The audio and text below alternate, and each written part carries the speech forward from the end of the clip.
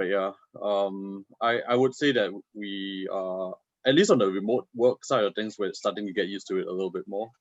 So Yeah. I don't know Okay, about so Vandri. sorry guys, because we are already live in Okay. YouTube, so I will open the session right now. Okay, thank you so much for our panelists and also our attendees that already came to the fifth webinar of Ordinary People Achieving Impact.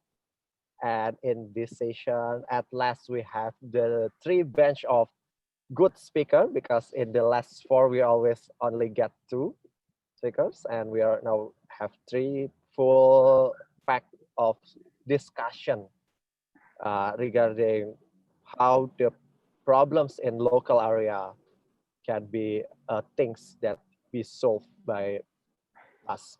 And heads up to our lovely moderator, Mr. Irshad, that already joined us to become the moderator for these sessions.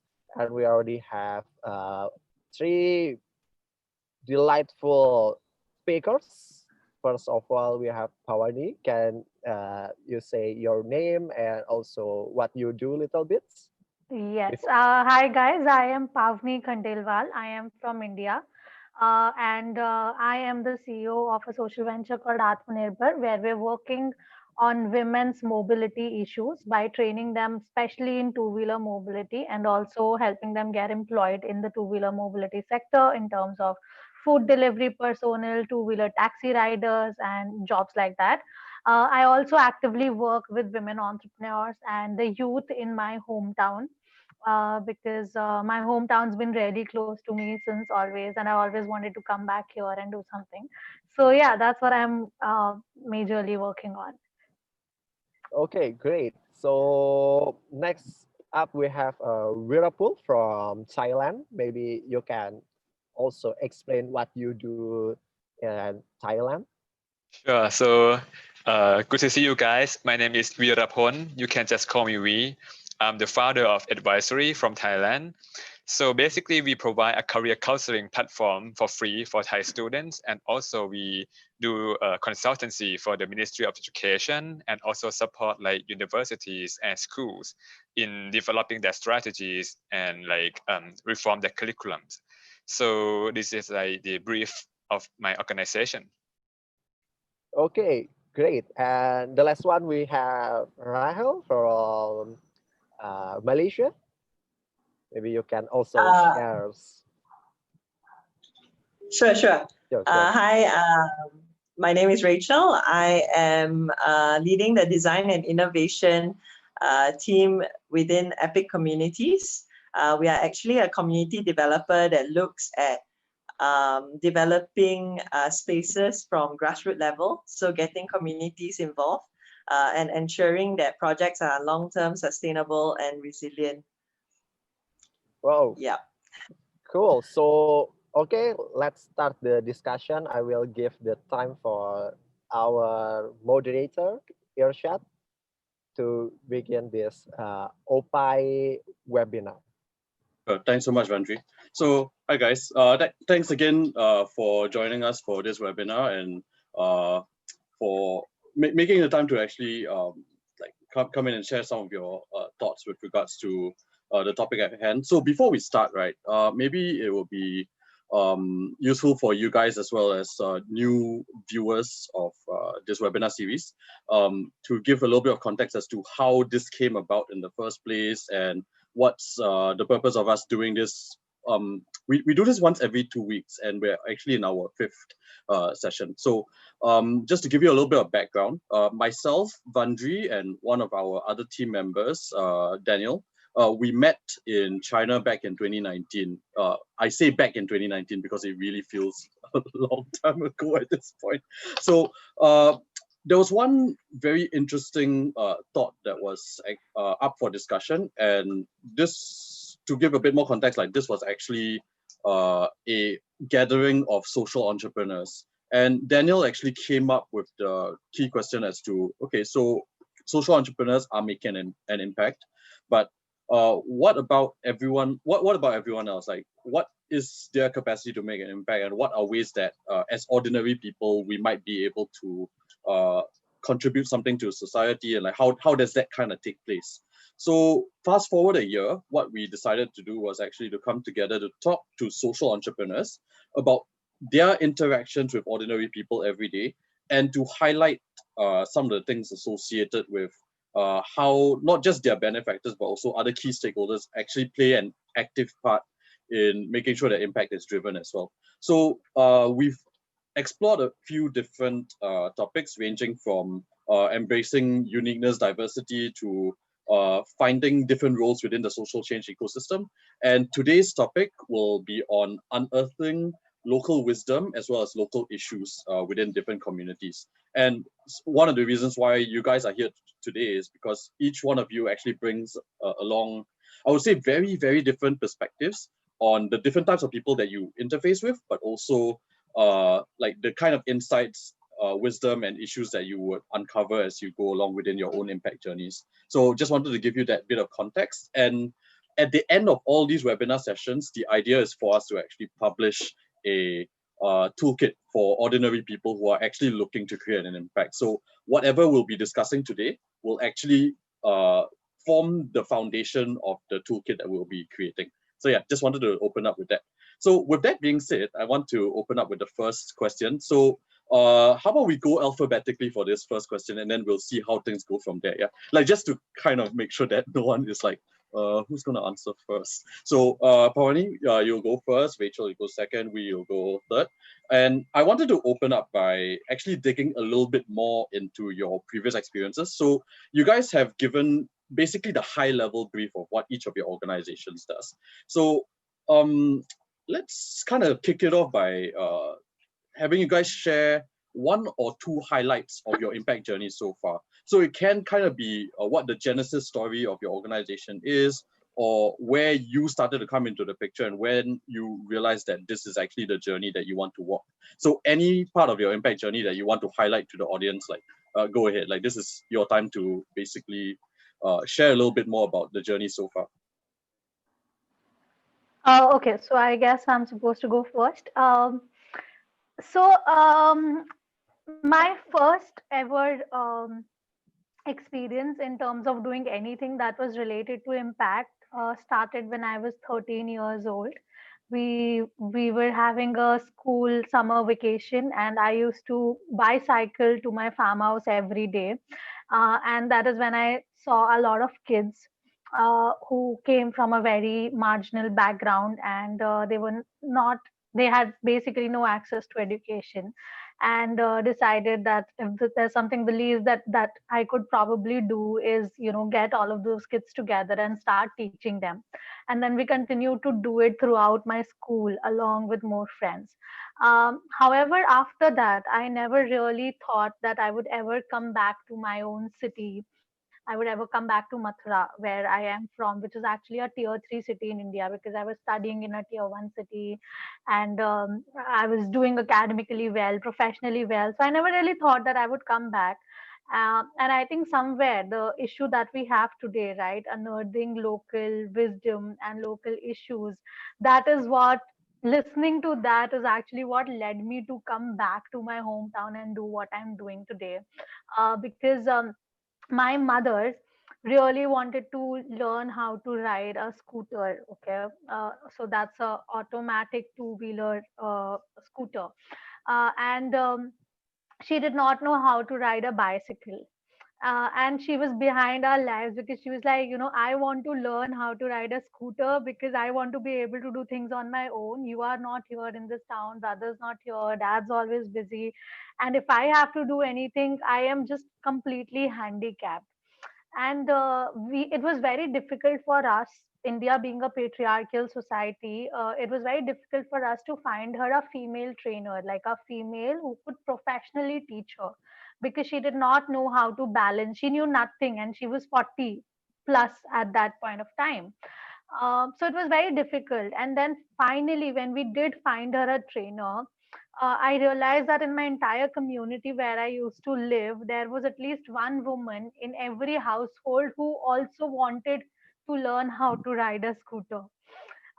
So that is actually what led me to start my current company. So starting from this issue that was faced by my mom, and then realizing how women in my community were also facing that issue, to now scaling up to 7 different cities and training more than 5,000 women and employing around 100 trainers. Uh, Listening to people around you, most importantly, like, the closest ones, has what led me to this journey. And in this duration, um, when I was working with women, I would also, being an entrepreneur, I would also end up interacting with a lot of other entrepreneurs, females, who would be facing a lot many more issues than I have, because I've had a certain access to education and a certain exposure, and these women didn't. So they would all often come to me and ask me, how do we do this? How do we do that? And that is when we realized that this is another challenge that needed to be solved, or that needed to be kind of filled in the entrepreneurship community, on women's entrepreneurs community. And which is when we started another non-profit segment of what we do, which is a community only for women entrepreneurs in my hometown, where we're working with around 100 women entrepreneurs here. And on a weekly, monthly basis, we conduct workshops with them, we do their mentoring sessions, we do their counseling. And all of these women have had a significant growth in regards with whatever businesses they were doing since we started this organization. um, I think one of my most uh, like one significant incident that has happened in this journey, which is again very relevant to today's issue, is one challenge that I faced in the beginning, right?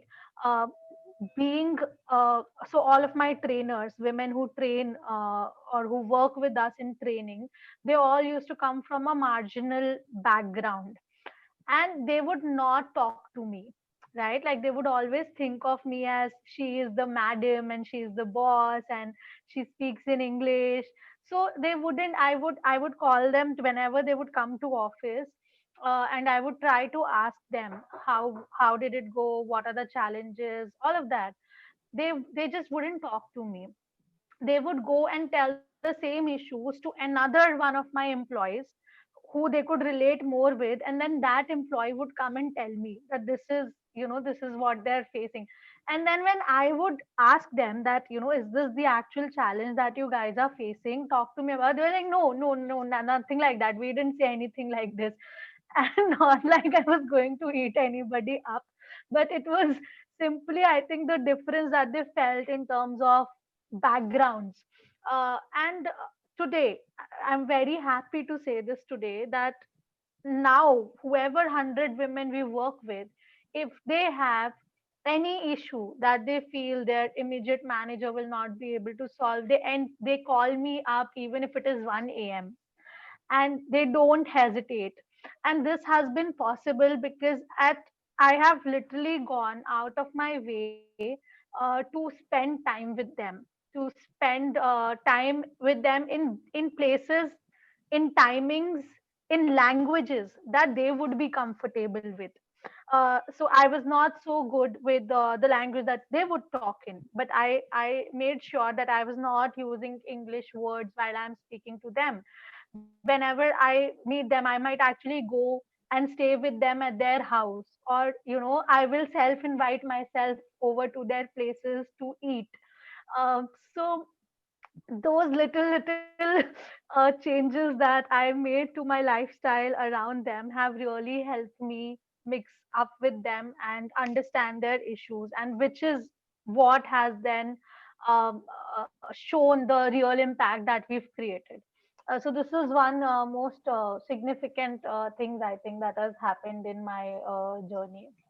So that's fascinating. So as a result of you operating within that space, like a couple of things kind of popped up. So the first is that in addition to you empowering women through being able to ride two-wheel scooters, like you've also, through the process of interacting, actually unearthed a, I would say, like a need for women entrepreneurs to actually have a community to be empowered in that way. So I'll dig into that later on. That's going to be quite fascinating. And then the second thing is that it does take a significant amount of time as well as effort in order for you to be relatable, Right.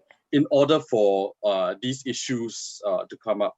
And I think one thing that I will dig into a little bit more is how has that interaction allow you to uncover other pieces of local wisdom, but we'll get into that later. But before, moving on first, like we'll go to Rachel. So are there any highlights of your own impact of journey, your journey of impact? My goodness, my English has flown out the window. Yeah, are there any highlights of your journey of impact that you want to share? I think what I will share is the beginning of my journey and discovery. Because in Malaysia, I kind of grew up a very typical middle class family where we were kind of nudged into a certain field that we don't really know whether we wanted to go into, but our parents say, you know, go and be an architect. So you kind of go and be an architect, you know. So so that was the path I went to. I enjoyed both science and arts. And so my mom was like, hey, why don't you go and be an architect? So I was like, okay, sure, why not? There's no reason why I shouldn't. So then I signed up to my architecture journey. I reached till my master's. Only then I started, this 4 years into my architecture journey, only then I started to reflect on what I was actually doing. So for the first 4 years, I was just following suit to whatever that people were saying. So only in my 4th year, I started realizing that the field that I was in was actually a field that was very, very flawed. In a sense, I mean, not to criticize the architects out there, but in a sense where the method, the process of designing, the materials we're using, a lot of it, and also the customers we were serving were a lot of the time people who can afford architects, people who can afford a certain way of living and a certain lifestyle. And that got me really into deep thinking on what was my purpose as an architect. I think from then on, I started digging even deeper on what is the function of an architect or a developer or even an engineer in the building industry. Like, what is our purpose actually? Is our purpose to be building more buildings for people who can afford it? And these are people who are of the 20% in terms of global population. Most likely about 20% are able to afford an architect and engineer a proper, you know, constructed house. But what happens to the other 80% was the big question mark that I was struggling with. Is if I go into architecture and I go into development or construction, will I be only serving the 20%? And I started to explore alternative ways of where my field could lead me to, and also finding ways where other people could join me on the journey as well.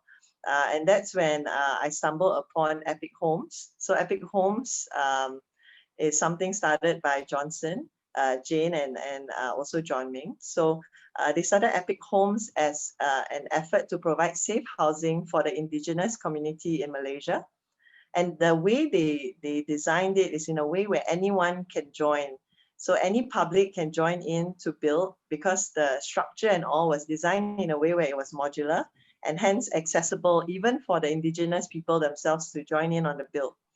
So, so from then on, I was really inspired to continue on this journey of discovery. I would say discovery because I'm still discovering. To where I am at the moment with Epic Communities and doing what we call community development. Why we don't call ourselves a developer, but we call ourselves a community developer is because the way a development happens, at least from my knowledge in Malaysia, is usually there's a private land, a developer owns it, and they will develop it into a condo, into a house, terrace housing, etc. And there is very little accessibility for the neighbors or the community on ground to actually get involved with the development and to actually inform the direction of the development. And that leads to actually a lot of kind of white elephant projects where developers follow suit other successful developers. Oh, a shopping mall makes sense, so let's build more shopping malls. But they never actually go go down on ground. The only thing that happens on ground is they will put up a board and say, okay, we have a town hall. If you object, come and join us. But there weren't other means that would actually get connected to people who are actually on ground, who don't have access to all these town hall information, meeting minutes, all these very bureaucratic things that even me living in this community, I don't even know what is the procedure. So what more other people who have less access to technology, right? So I think that's was kind of my journey into getting into this community development model, and kind of questioning the way development is happening in the communities around us, and how we can actually improve and create more successful environments for the communities that we live within. Yeah, so that's kind of my journey to where I am at the moment. That's fascinating. So like there are two like broad themes that I gleaned from that. So the first one is that you kind of started your journey of impact because of the core question of like a very specialized set of skills that's very necessary to be applied to what you call the 80% not being readily accessible, and you wanted to find a way to actually be able to apply that. And through the process of doing that, you've actually managed to a large degree, like find a model that unlocks both local issues as well as local wisdom through the participatory approach that you do to community development. Okay, so I do want to dig into the community development aspect as well as to get into the nitty-gritty details of how like that participation actually happens. Before we get into that, so I think for you, like I do want to get to know a little, if you don't mind sharing, like I do want to get to know a little bit about how you found yourself in the education space as well, and like whatever else you want to share about your own journey of impact, like I'll be curious to know. But I am curious about how you got into education. Yeah, sure. So talking about my impact journey, I think I'm gonna share about like the beginning of my impact journey. So prior to starting my company, the advisory, it was early in 2018, so about 2 years ago. At that time, I was a business consultant working on a human resource area. And by that time, I was thinking about like, why do I have to like support and help organizations, just one organization impact? So with that question, I try to look at the value chain and step back from the working environment to the education sector. So I try to provide and transform education so that we have a better workforce in the system. So at that time, I decided to quit my company and started advising. And I would say that in the broader picture, 2018, it was about the research. So I started by developing a research about like what should the curriculum in Thailand be in order to have like a good student and they can like get to the workforce like properly. And in 2019, I developed further from the research that my company did, and we the technology to support the student. And this year, 2020, I think the focus of my impact journey is about the partnership. So we started from having a research, then we developed a technology to enable the students anywhere and anytime to access to information, to access to data and in, the tools for them to discover themselves in the career counseling journey. And this year, we try to scale up our impact through the partnership. So we partner with the Ministry of Education and also like the private sector to ensuring that we can provide a good student connecting education to the employment sector. So this is like the overall story of how we started advisory. Nice. Okay, so you were cut off a little bit doing that, but some of the key points that I gleaned from your introduction was that you were basically doing business consulting for quite a while, and you were wondering whether it was possible to actually move up their value chain a little bit, go upstream and be able to impact people while they were still in their formative phases in order to be more, I would say, like productive members of society, and in the process, like be able to give them like a better livelihood in essence. So the way that you kind of went about it was conducting research on how the curriculum is. You through that developed a bunch of technology that plugged some of those gaps and also provided data information to help students discover their careers a little bit better. And now you're in a stage where you're not just working directly with students, but you're also working with different stakeholders to kind of bring like value to the students in the end. So yeah, exactly. So I think what's interesting, like across the board, is that there's a very common theme of like everyone was kind of on a journey to actually I don't know, like be successful in the big city, like really go into like a very I would say lucrative career within architecture as well as like business consultancy, and everyone kind of found some sort of a gap as a result of your day to day what's the word for it? Your day to day experiences, and as a result, like you guys have gone into your own individual impact journeys. So thanks so much for taking the time to share with us some of your highlights. So before we dig a little bit more into your own experiences, I do want to shift the conversation a little bit more to the philosophical side of what you feel like creating impact kind of means. So when I think in your different contexts, like you all deal with like different types of ordinary people, and I use the quotation marks over here because in some essence, like everyone does have that capacity to be able to create an impact. And I was wondering whether, and like feel free, whoever wants to answer first, like go ahead and answer first. But I was wondering whether any of you have a like philosophy on whether you have core principles or beliefs about ordinary people actually creating an impact within the different contexts of your work. So for example, Rachel, like when you work with indigenous communities, when they actually come in for their participatory process, like where, at which points do they actually come in to create impact, to actually create something that is good for the larger communities, something like that. When you're working with your students or even the educators, like where do they sort of come in to add value to the piece of technology that you're doing? How does that self-reinforcing loop kind of like become a virtuous cycle? And for Pawani, when you're actually dealing with women entrepreneurs, like where are some pieces of wisdom that like even as someone coming in to bring resources to them, bring community to them, what are some things that you've uncovered about people actually creating impact as a result of being part of that community? So just wanted to like put the open question, like if like I just suggested some prompts, but if you do want to go in a different direction, we'll be happy to hear some of your thoughts as well. I know it's a pretty heavy question, so whoever is ready to kind of jump in, like just go ahead. So maybe it can be like a dynamic conversation. So Sure. maybe I'll start first. So Yeah. I think that my philosophy is to have a principle in working. By principle, I mean that we have to have some guidelines or some ways of thinking and doing things.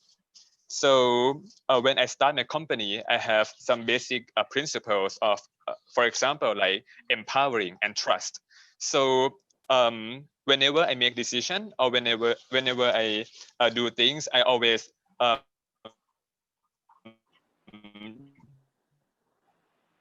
look against this principle, against my principle. And I think that when you have the principle, you will work consistently. So when you make decision, it will become like consistent. And whenever you communicate your decision, it will also become consistent. And also when you work outside your organizations, for example, when I work with the Ministry of Education, I also encourage them to have the principle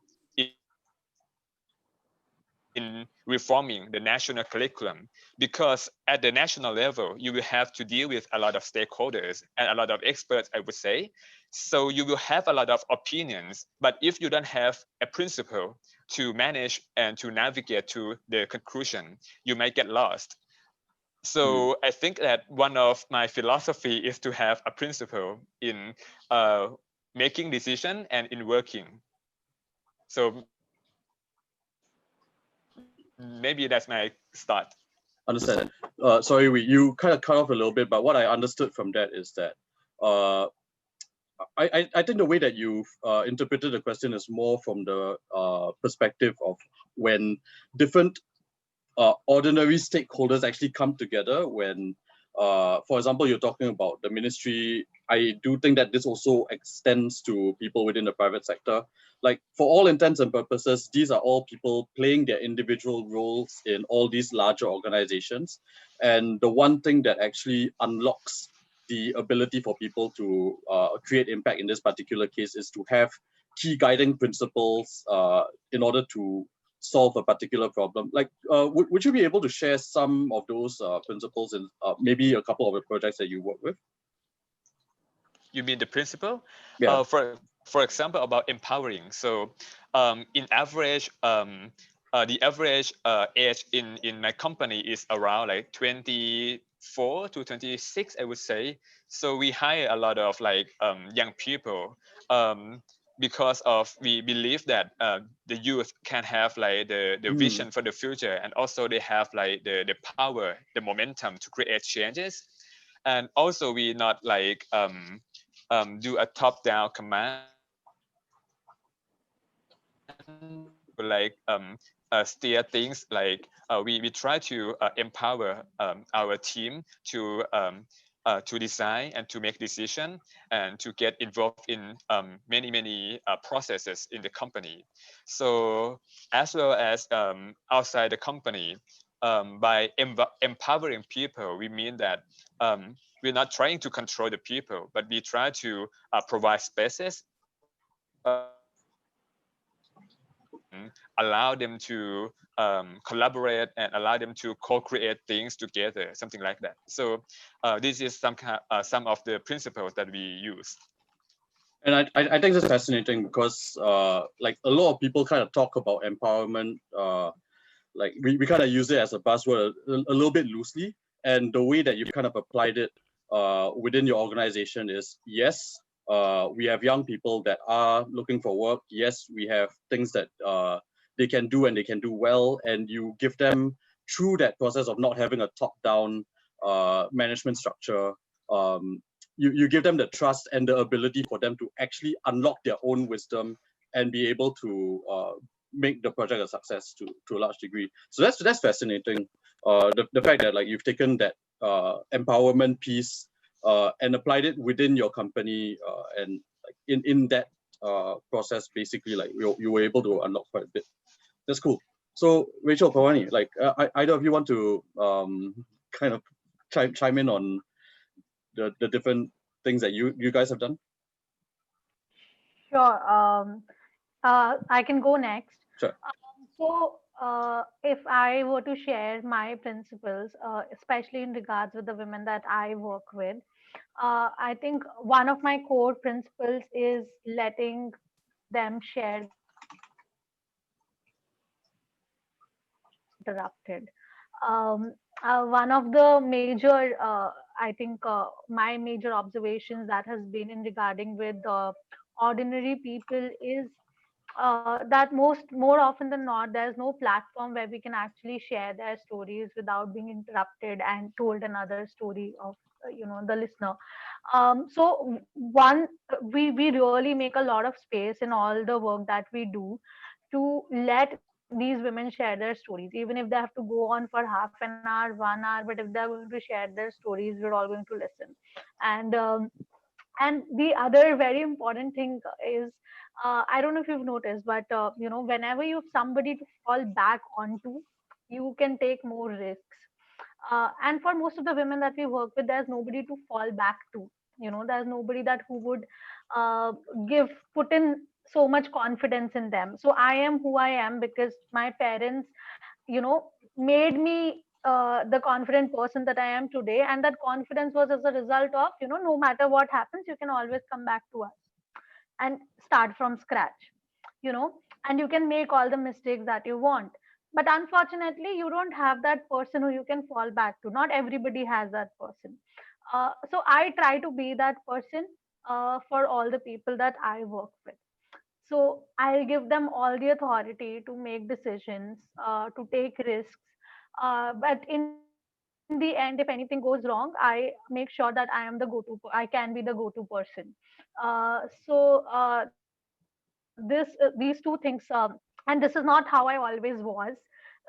It was very difficult for me to let go of responsibility, to let go of the constant OCD of having things go my way, right? Because you want things to happen in a particular way. And So it was really difficult because I wanted things to be my way. And then I realized, no, I need to let everybody do things how they want to do it. And I need to be the go-to person in case things go wrong.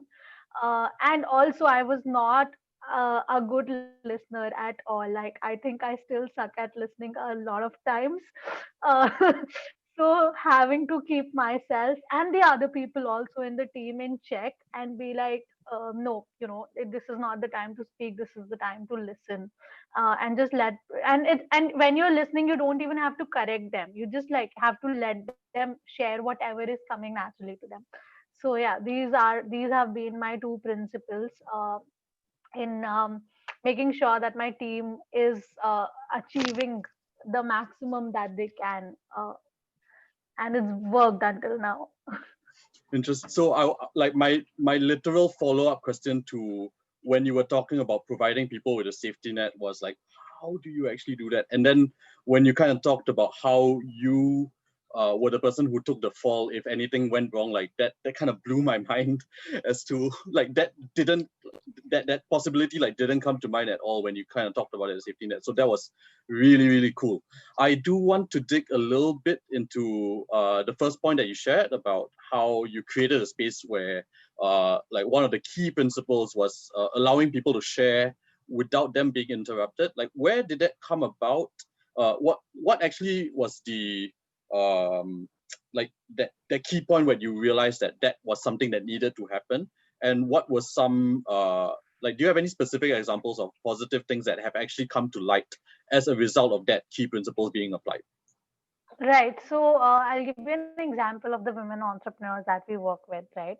And when we started working with them, we would kind of create a very high atmosphere and tell them, why don't you come forward, share your story? And they'd be like, no, no, no, we don't.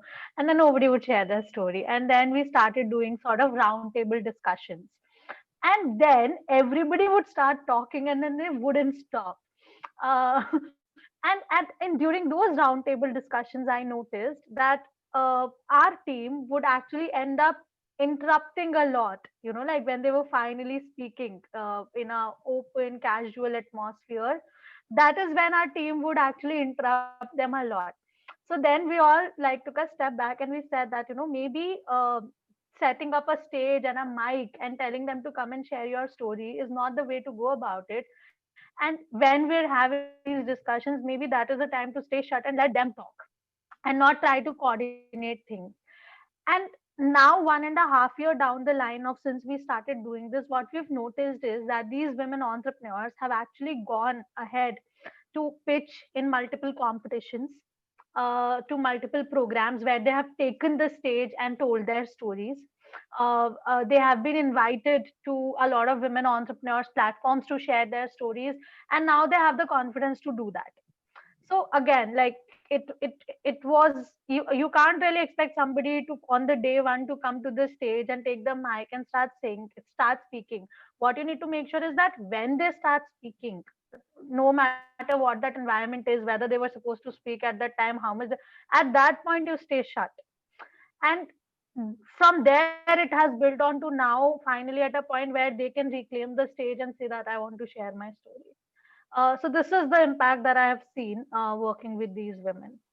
Oh, that's fascinating. And what I gleaned from that was that it really is the context in which, okay, not so much the context, but like the setting in which you like shifting from that like mic in front of a stage sort of setting to an open table, allow people to talk, don't guide the Exactly. conversation too much. And as a result of that repeated process, I'll go as far as to say, and this is not me trying to force the topic at all, but like this is what I truly believe, like that local wisdom is actually unlocked, and eventually it is it kind of is given the ability to scale up because of that initial setting that you provided, where yes, as a result of them not being interrupted and them taking a long time to speak, like the specific points may not have been as refined.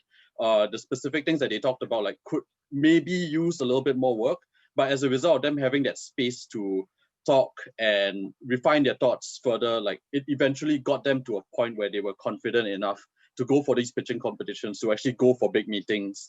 And damn, okay, that's And also what you can always do is it is good to have a lot of follow-up questions, but probably do it one-to-one with them.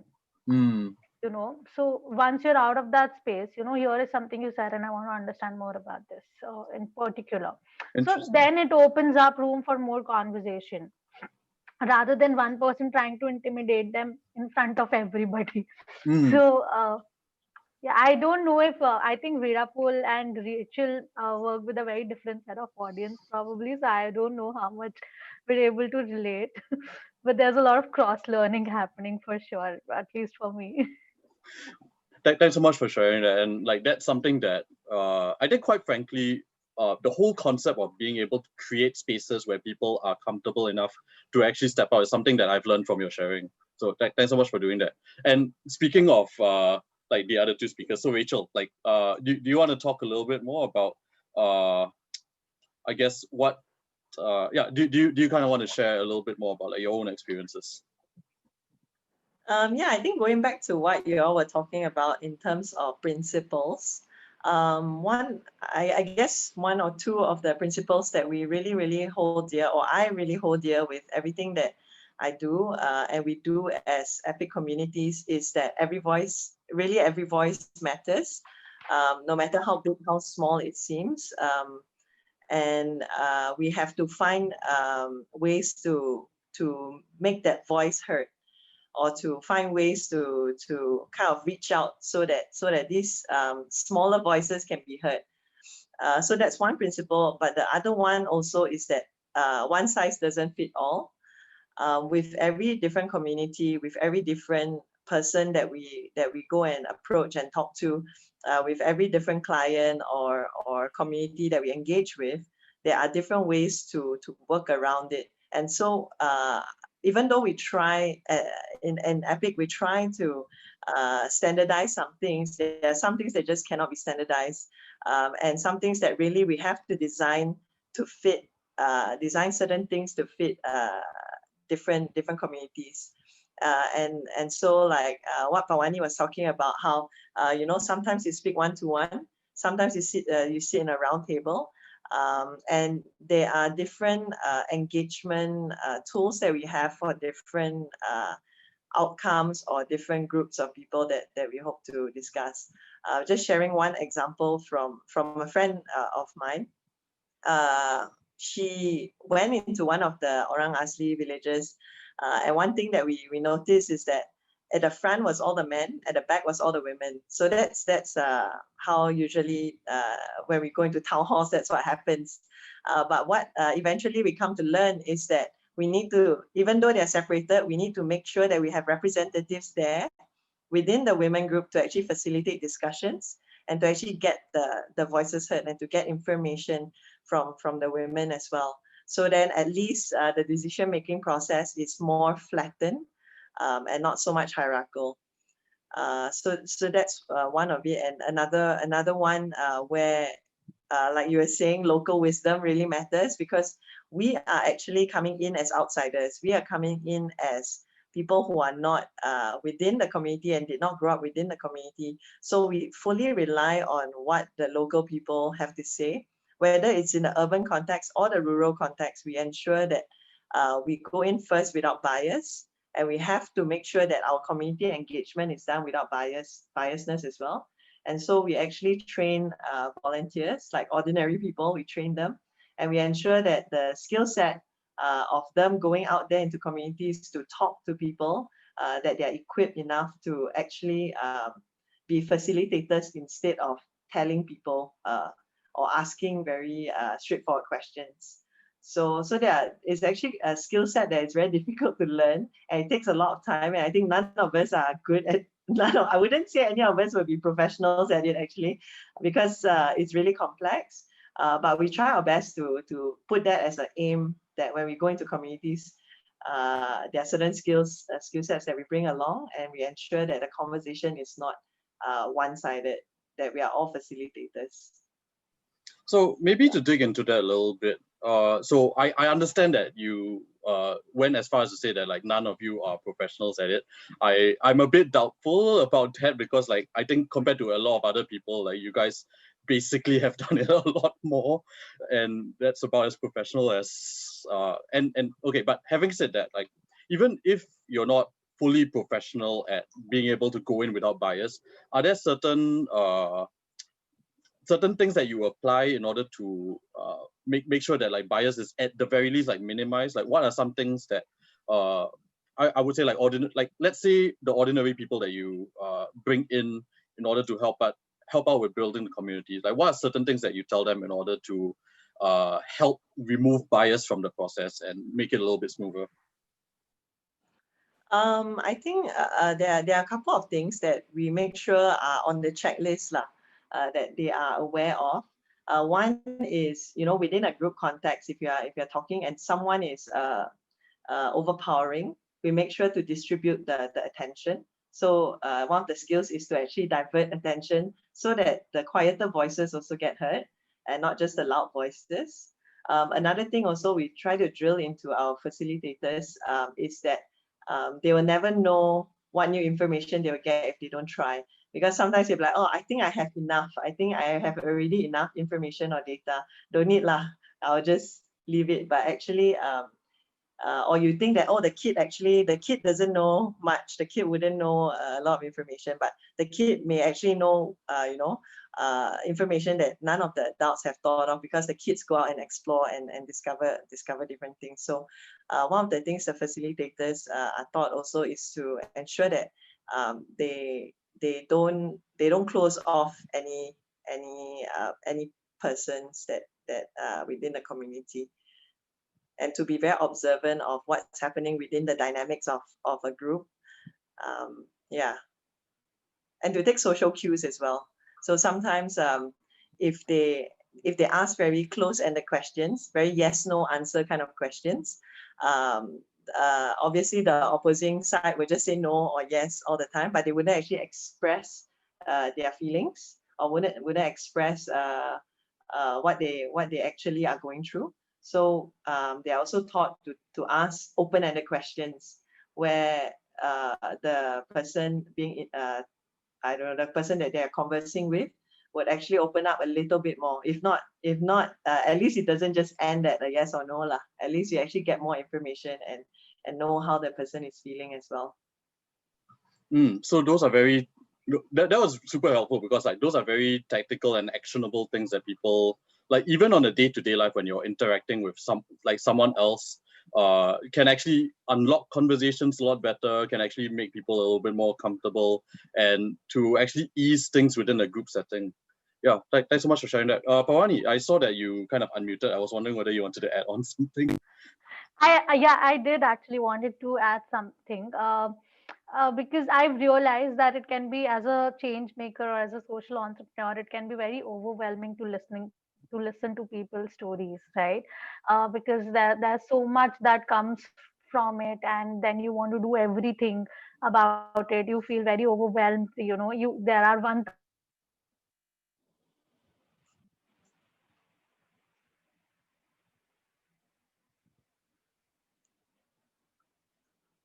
Did we lose her? Oh, I Is the think connection okay? Pawani, can you hear us? It seems like you might have frozen up a Having bit. some problems, Hello. guys. Yes, Oh, can yeah. you hear me You're back. again? Okay. Yeah, you're back. You're back. Sorry, So you got cut off for a little bit. I know my electricity just like power went. So anyway, so I was saying it is very easy to get overwhelmed. And that is something I realized, especially during the lockdown when COVID happened, because we were doing a lot of relief work in the initial couple of months. And then people would just call for all kind of aids. And at the end I would realize that I was so overwhelmed and I was so drained out of energy and so much emotionally impacted. So I think it is very important that whenever you decide to get into a conversation with somebody, um, beforehand that what is it that you are trying to get out of that conversation. So even though you can keep it open minded, once that conversation is over, it is important to see what you resonate with in the conversation. Because if you try to resonate with everything from that conversation, you won't really be able to do anything about it at all. And sometimes it's more important to be able to solve that one thing that you resonate with rather than trying to do something about everything and then not ending up doing anything at all. So having a idea of what is it that you believe in, and by the end of the conversation actually seeing that what in that conversation resonates with your belief is, I think, a very, and you need to do this very consciously, because when you are in the conversation it is going to flow naturally, but this is something that you need to do very, very consciously. So what I'm hearing is that on the one hand, I think in the earlier part of what you shared as well as what Rachel shared, there is a need to be able to create safe spaces to be able to facilitate conversations. So like a lot of these issues can be can come to light.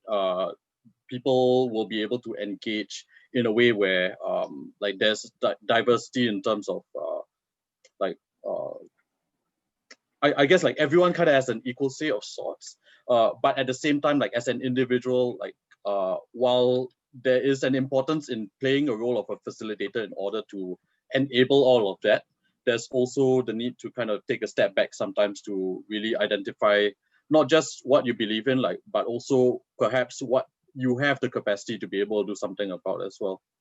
All right.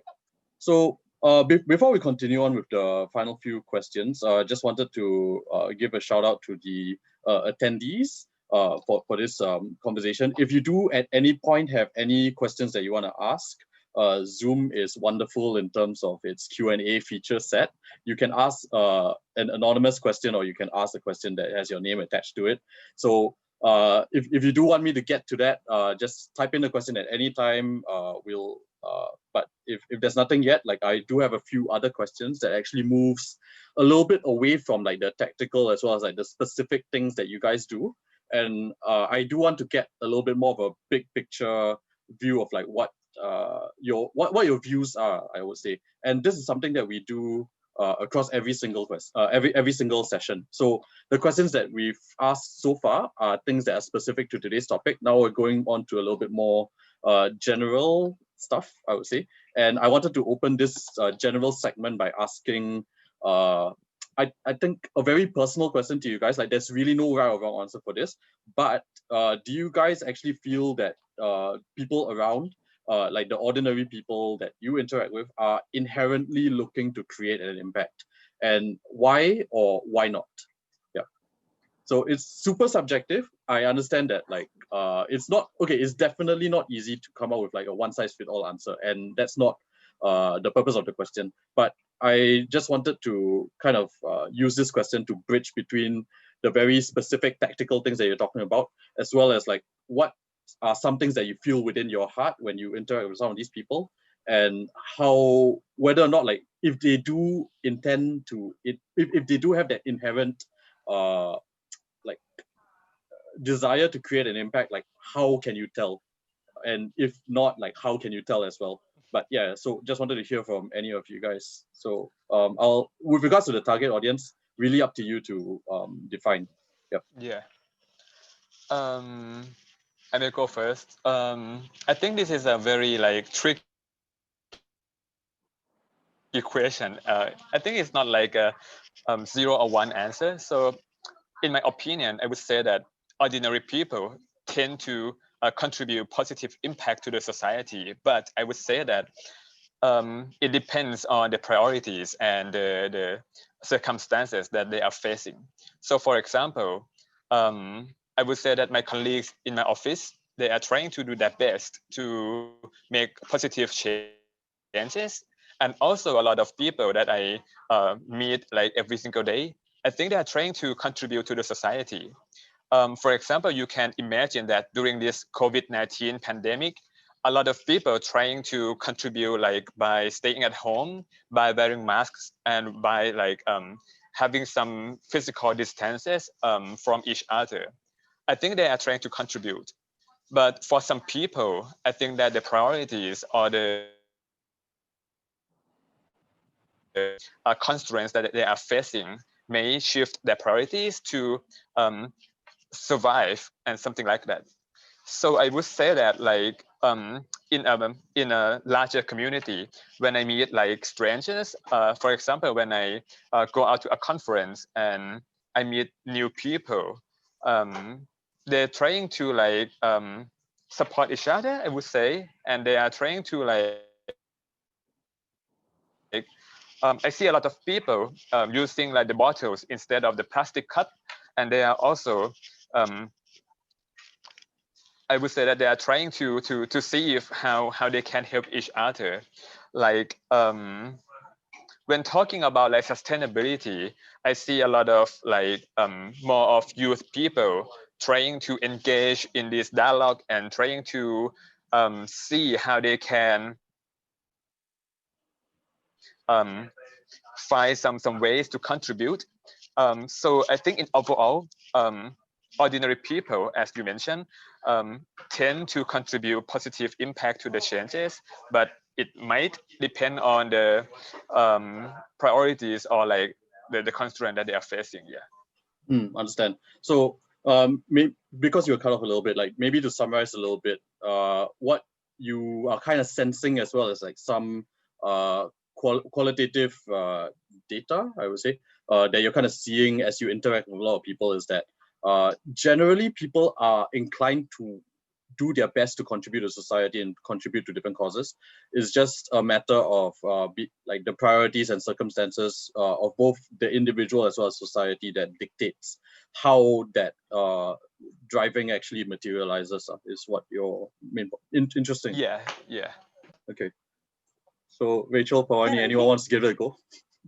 I think I can add a little bit because within Epic we actually do a lot of volunteer recruitment. We do a lot of upskilling for ordinary people, as this talk is about, and we actually see a it's very encouraging to see that actually a lot of people want to do good. The unfortunate thing is that they maybe don't have so much access to know where to start. They don't know where they can contribute towards and how they can get involved. So I think within Epic, we actually see a lot of people who are like, oh, finally, there's a platform to contribute. At the same time, because of creating this network of volunteers, we are then able to also network a lot with other organizations, NGOs, other impact partners, where we can kind of target a wider group of people with different interests. So, okay, Epic Homes maybe, or Epic Communities may be very development based, but maybe there are volunteers out there or people, ordinary people out there who are more interested in education, who are more interested in policy change, things like that. And we are able to kind of widen that net of people. And I would also agree with what we were saying about people's capacity. So we all believe inherently people want to do good. It's just that because of circumstances, whether it is to feed their family the next day, or people who are going through other crises within their areas, they are just not able to contribute the way the world categorized as like volunteering, right? But they are contributing to their family by going out there to work, to feed the family, going out there to I don't know, find opportunities to start a business, to help certain groups of people. But we all kind of believe that inherently people are good. It's just the circumstances that are kind of boxing people up. But yeah, it's quite encouraging still to see that regardless, we still see all walks of life within our volunteer community, and even the indigenous people and all the low-income groups that we work with. We create channels where they are able to get involved quite deeply into the project as well. So we believe that with that involvement, people can gain ownership over the different projects that we do as well. So it's fascinating that not only do you personally have a core belief that people are looking to create some sort of impact, like from an organizational level and from a systemic point of view, you guys are providing avenues for people to actually channel that desire into something more tangible, and as a result of that, like you have, I would say, like almost quantitative data that people are actually looking to create an impact, and that channel, even with the circumstances of everyone being boxed up, like people are looking to use that channel as well as other channels that are available to them as well. So Pawani, how about you? Like, what's your take on this? I think Virapol and Rachel have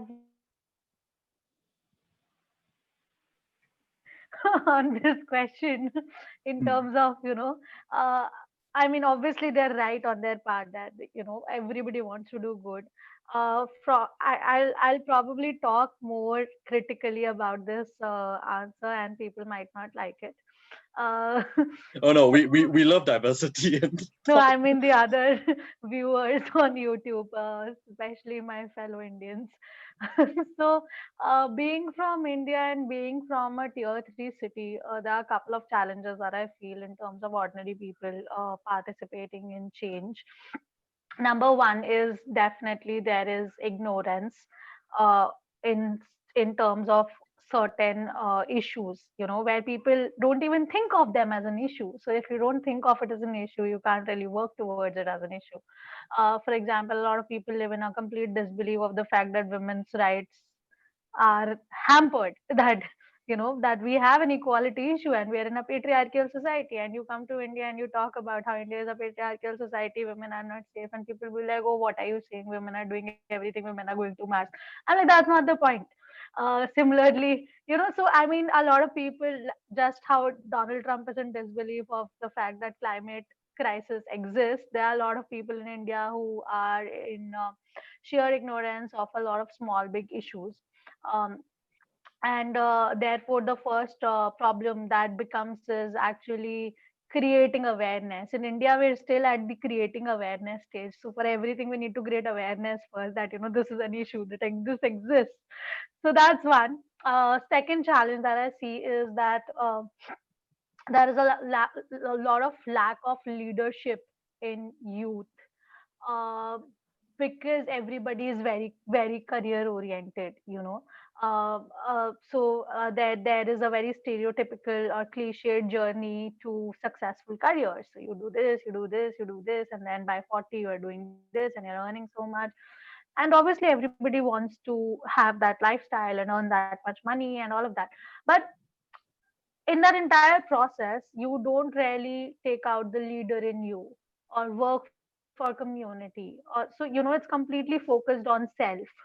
It is completely focused, this approach where how much I'm scoring, which college I am going to, which where my parents are. So I feel that in general the community approach is missing, and which is actually very sad, because India, as a country, as a community, we have been very uh, uh, open, like we've been a very community oriented country, right? And then seeing how today's youth especially is completely focused on the self is a little demotivating for me, and because of which there's no need to have those leadership skills also that might be required to bring about the impact. So which is why even after, so today when we actually meet youth who might be interested to an extent to create some sort of impact, and then we tell them that, like I said, I always let people do things, and then I'm the one who is there to fall back to. So I never try to influence people with my ideas that, this is what you should do, this is what you should do. So if somebody says that I want to create impact, I'll be like, what do you believe in? And they'll be like, okay, I believe in so and so. Okay, so then I'll be like, okay, go and take the lead on this and do it. And then the next thing you know, you never hear back from them. So the lead is taking the lead in something is, I think, a major uh, I mean, to a lot of people also, it is not something that cannot be learned. And I really see that leadership being missing in most youth. So even for people who want to create change, that leadership's really missing. And the third thing that I feel is that all of a sudden social change or creating impact has become something that you want to do for your social image and your public reputation, especially with a lot of international conferences happening, funded programs happening, and because of the diversity quota that exists in good organizations and good universities, everybody wants to have that diversity on their resume. And which has really cleared a blurred line between the intent, the real intent that was to be, and what you end up doing it for. And somewhere what happens because of that is you don't really see people completely devoted to the cause, right?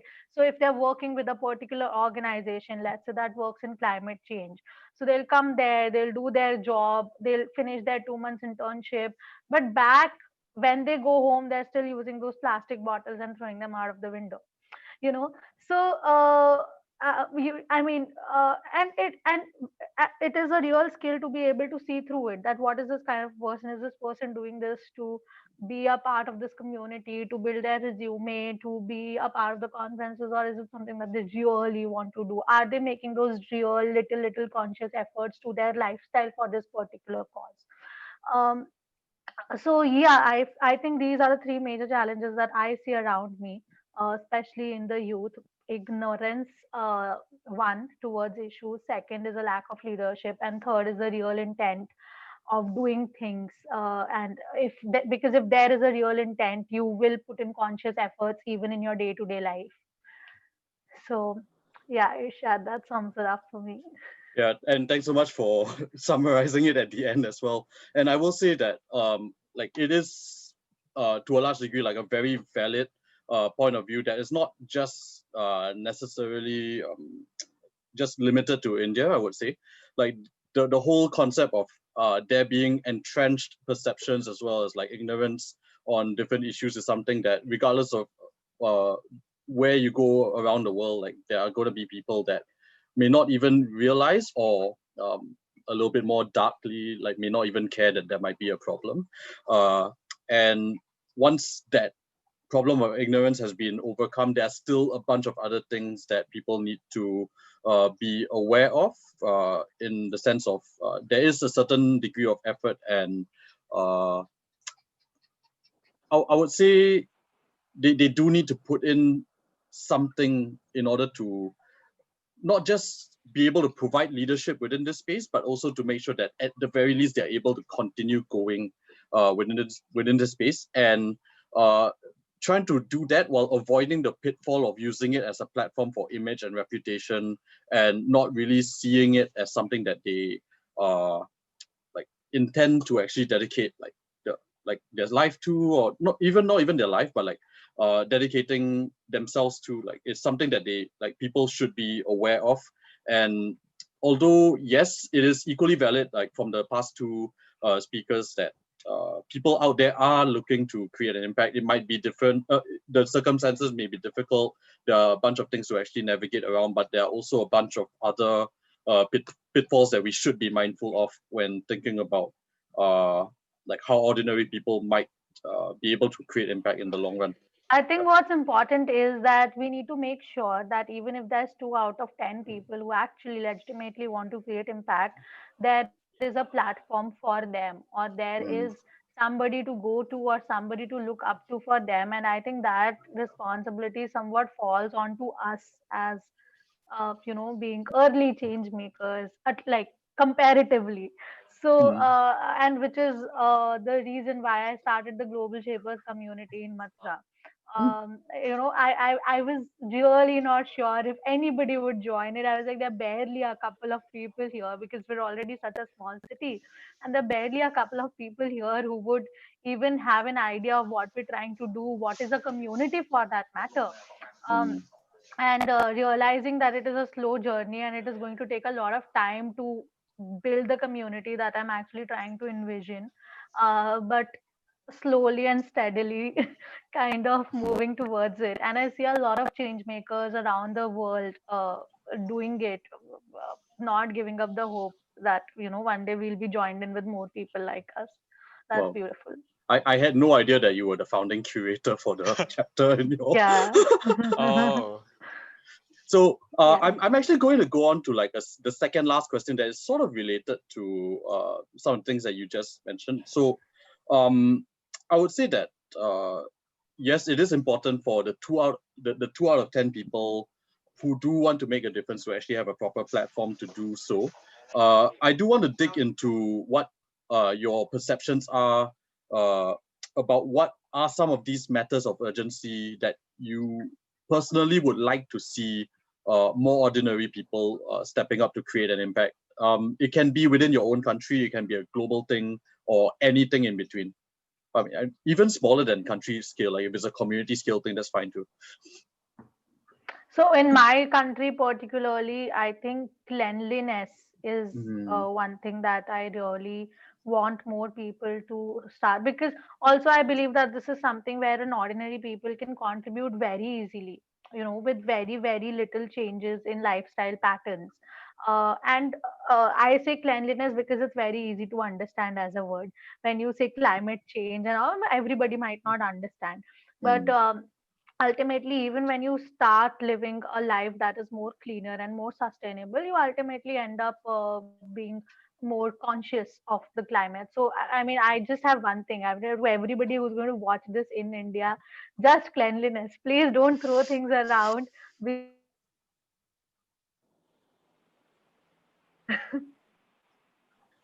So you got cut off a little bit there, but I think the main point that you were pushing across is that cleanliness is really the precursor to number one, like having a country that's cleaner, but also like it's the precursor to be able to impact other things later on. Yep. right. Yes. So Rachel, like what about you guys? Rachel, I see that you're unmuted already. You want to go first? Oh, I'm just unmuted because I'm on my phone, so I don't want to keep like muting and muting. Yeah, I think one thing that, even though I'm not in the sector, but I believe um, the education sector really needs some level of revamp of asking the right questions. So now how the education sector is set up is in a way where it's very career driven, like what Pawani was talking about before. Everyone's striving to get the good grades. Everyone's striving to get the good career, climb up the career path ladder. But what we forgot to ask the kids or to train the kids in is actually what do they care about and what is the purpose they hope to see in their life. Mhm. So I think when people start to gear their journey towards something that is more value driven, value, I don't mean money, value, I mean contributor towards the earth ecosystem, um, whether it's community or environment, but to actually start asking questions towards the younger generations, because I believe older generations still can convince, but very difficult because a lot of us are already quite set in our ways. So it's trying to challenge the education system and how we teach kids to actually find purpose and value towards the next stages in their life, as compared to very career driven, very top down. I tell you to study this, so please study this and get all the climb the ladder and earn all the money. When we start teaching how to create value and to pursue purpose, I believe ordinary people will slowly start to change minds, because where the ordinary people are, everyone has to go through the school system. So where it should begin, it should be actually in the kindergarten, primary school, secondary schools already, where this foundation should be set, so that more people, when they go out after school or in their daily lives as ordinary people, they're able to find a lot more value and contribute a lot more value and bring more purpose towards themselves and to the people around them as well. So basically, like something that's of urgency is the education system, and trying to make it go beyond just the road. Like, you do this in order to get to this place where you can continue to do a thing and get to another place. And basically, I think going, yeah, sorry. No, sorry. I think I going a bit more, it might be going a little bit more into philosophy. No, go ahead. Go ahead. Kind of asking. Now we are kind of spoon fed everything. We're kind of like given everything. 2 + 2 = 4. Everything is very standard and straightforward. We don't do a lot of critical thinking anymore in schools. Everything is digested, memorized, and then vomited out during exams. But there's no. I mean, there are education systems out there that do start to teach kids differently. But I think one major thing is critical thinking and being able to question whatever, question the system, question how things are done, question why they're even studying math, or question history. There isn't that ability to train critical thinking and to start developing this kind of mindsets that go out into the world that contribute back towards the country. So I think going back into education, early education, and kind of changing the way, not even changing the way, or maybe even adding more syllables that support this kind of thinking. It's fascinating because like Pawani's answer was basically something that's pretty upstream, and you basically taken it even more upstream.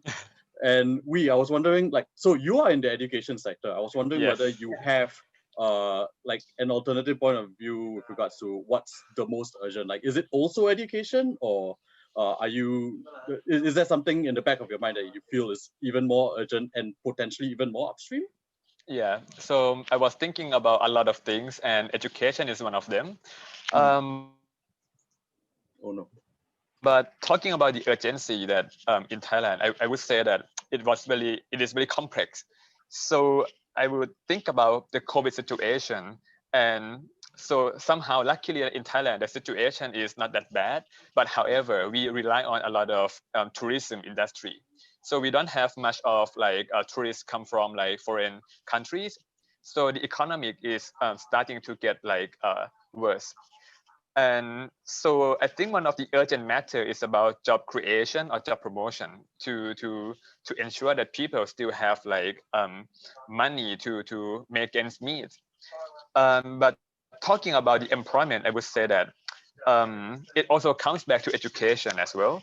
And it also comes back to one of the main challenges in social issue in Thailand is about like equality and about equity. So I think that my main point is about promoting equal access to like resources, and like just as Pawani mentioned, that we should promote like the channel or the platform for the youth for the youth or for people to engage in like social development things. So I think it is very complex, and if to point out a few issues, it's about like job creation, it's about like ensuring that people have access to resources and to solve like both short-term and long-term challenges for the social issues. Yeah.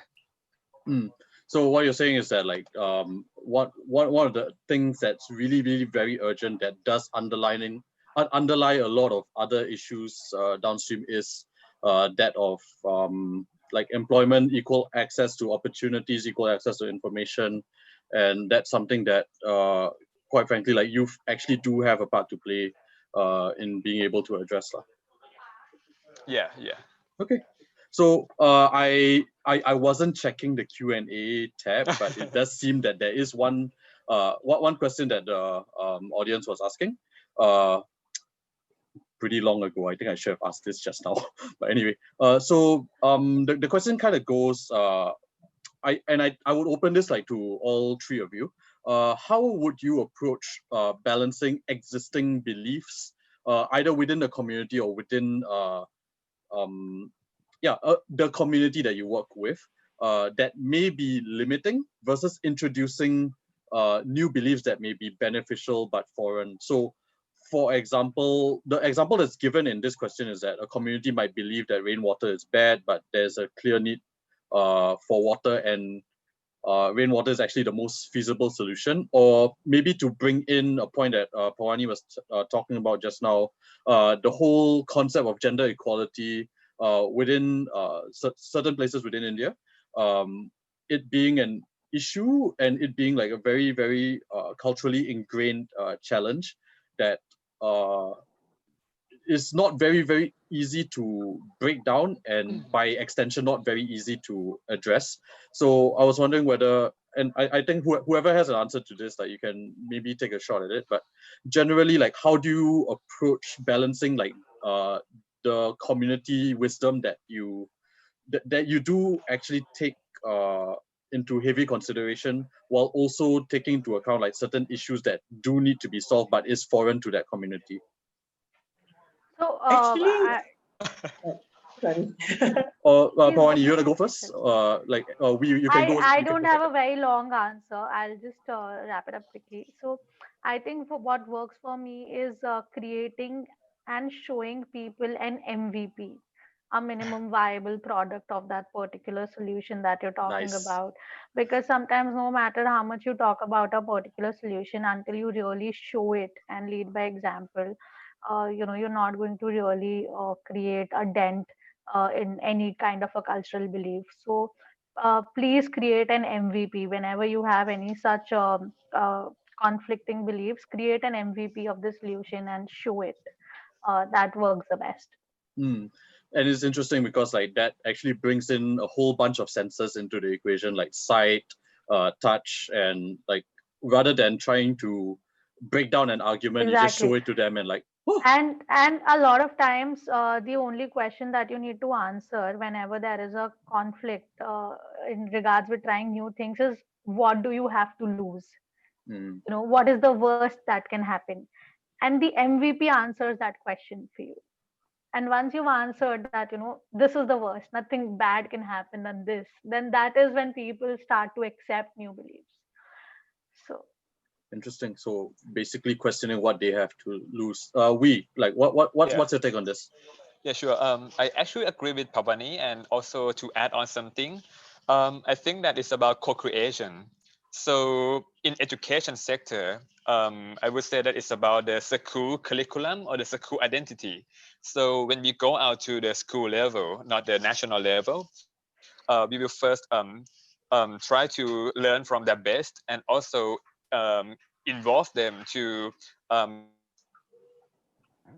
engage them like to co-create the vision together about like what are we going and what are we going to change in order to achieve that goal, something like that. So I think that by engaging them in the process of the change, will make them like lower their guard and lower their resistance. And also, just as Pavani mentioned, by showing them like what the final product will look like, will like smooth their mind and ease their mind, something like that. So I think that these are like the ways to ensure like cooperation. Okay, cool. So what I'm hearing is that, so in addition to like the whole MVP concept, like there is an element where you can get buy-in through participation, and integrating the MVP into like that process actually does kind of create buy-in on an exponential level, Yeah. I would say.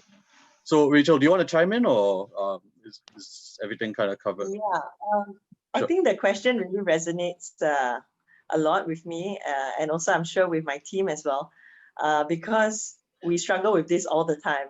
Being a community developer, being someone who goes in first as a community engager and being unbiased, actually personally, yeah, I struggle with trying to introduce new things because it's not what is to the extent it's not what they want. It's not what they say they want at all. Sometimes they even flat out just say like, no, I'm not interested. As an unbiased person, how do you juggle saying, oh no, but it's good for you, for someone who is not supposed to be imposing any additional or any external things lah. So I think I also resonate a lot with what we were saying about co-creation, co-designing, and actually hand-holding people from the beginning to the end, meaning from the start, setting out objectives together, setting out the foundation, setting out the tone. Are we going into this co-design already with set ideas on what we hope to achieve at the end, or are we going to allow an open discussion, allowing for better ideas to be created? So I think with that, setting the foundation right from the start with the community or with the client, we are able to then always lean back towards that open direction, where we are allowed to then explore more creative means to achieve the same objective.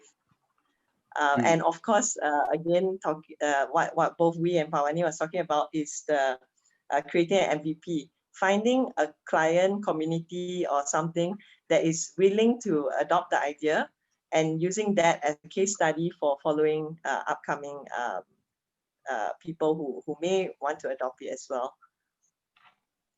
Interesting. Yeah. So I think interestingly, like across the board, like the common threads are introducing some level of participation,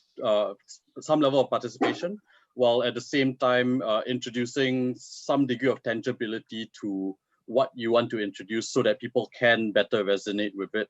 And if you guys don't mind, like my own perspective on this is that there are certainly going to be some systemic or cultural problems that are going to be challenging to navigate, but for the vast majority of things that go on within different communities, like all the things that you've mentioned, like are super effective. And it just, one of the things that I've learned as a result of working with you for a while is that people are afraid because they are afraid that that MVP might fail. And I would recommend for anyone who's listening to this to actually go out and try and actually build it, introduce it, and try to co-create it with the people that you want to work with and impact. Yeah, just wanted to add that 2 cents of my own.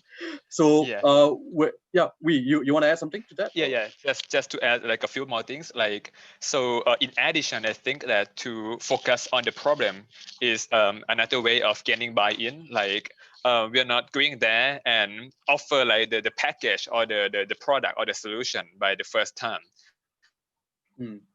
But instead we try to focus on the pain points, on the problem, and have the conversation, have to navigate like, so this is your problem and this is the root causes. So what do you think, to change or not to change? And if you want to change, we just, as Rachel mentioned, we hold hand together and try to brainstorm about like the possible ways to overcome the changes.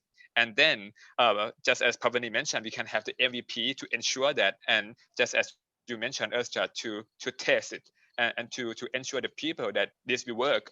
Or if it doesn't work, we know that this one doesn't work. So we will find another way to work around it until we find a better solution, something like that.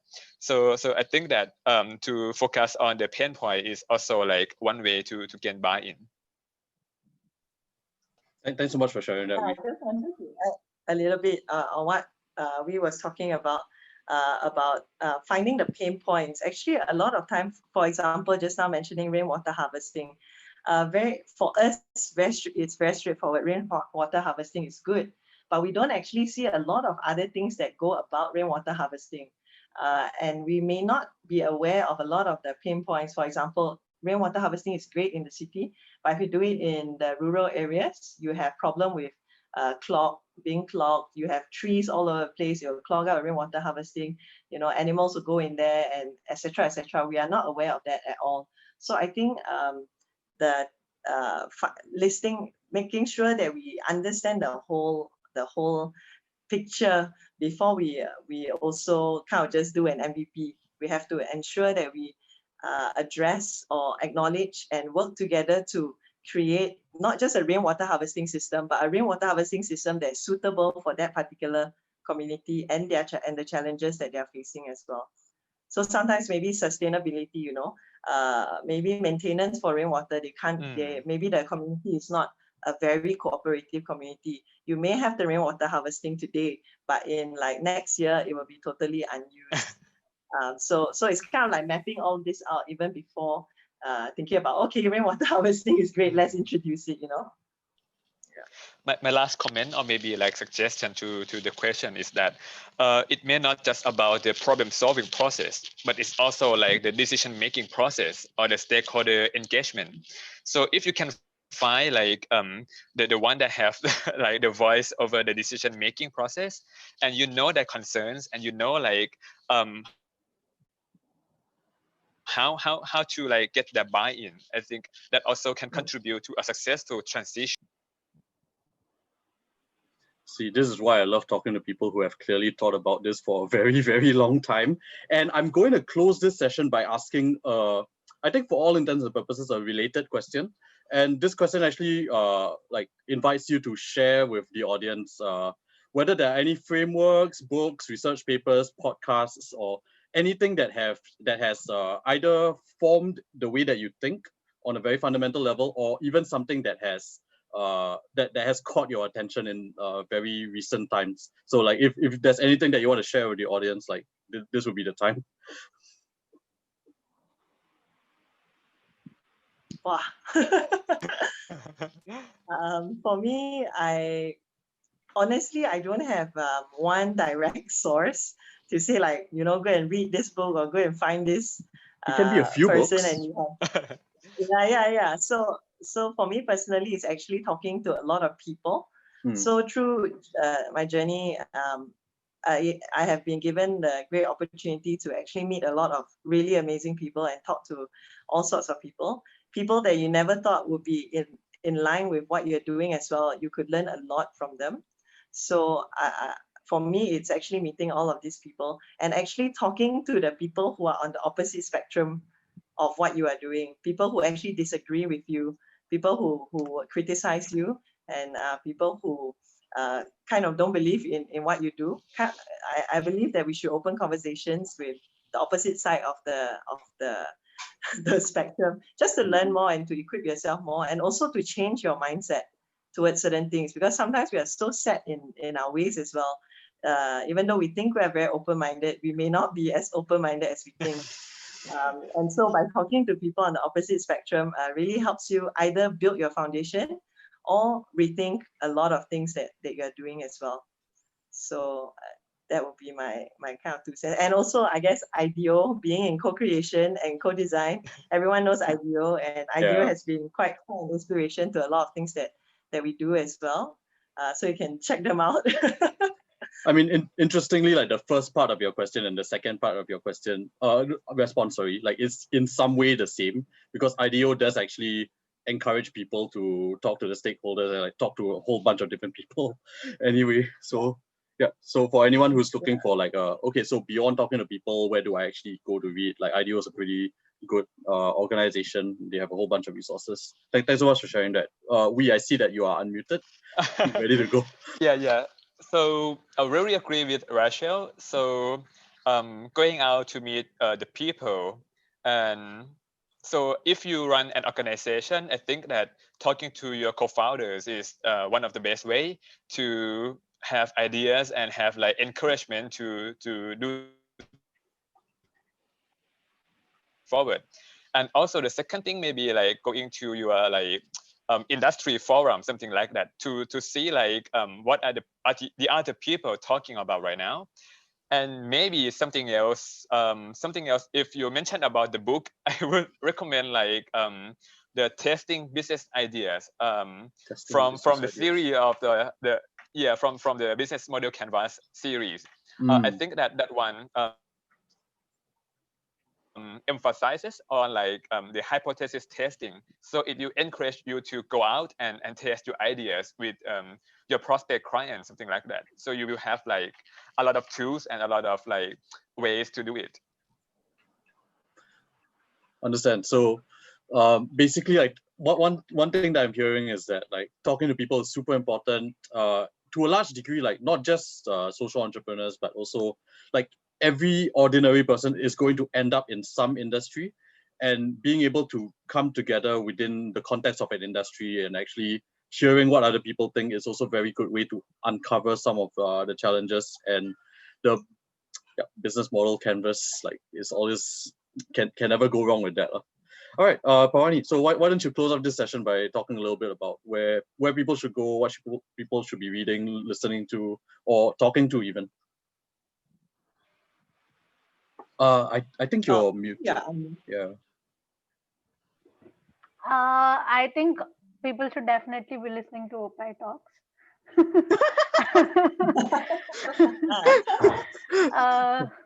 And apart from that, try to find out local non-profits. So even for people who are based in small cities, there are definitely a lot of local non-profits that you can join. There are a lot of times when I get random requests of people from schools and colleges that they want to intern with us, work with us.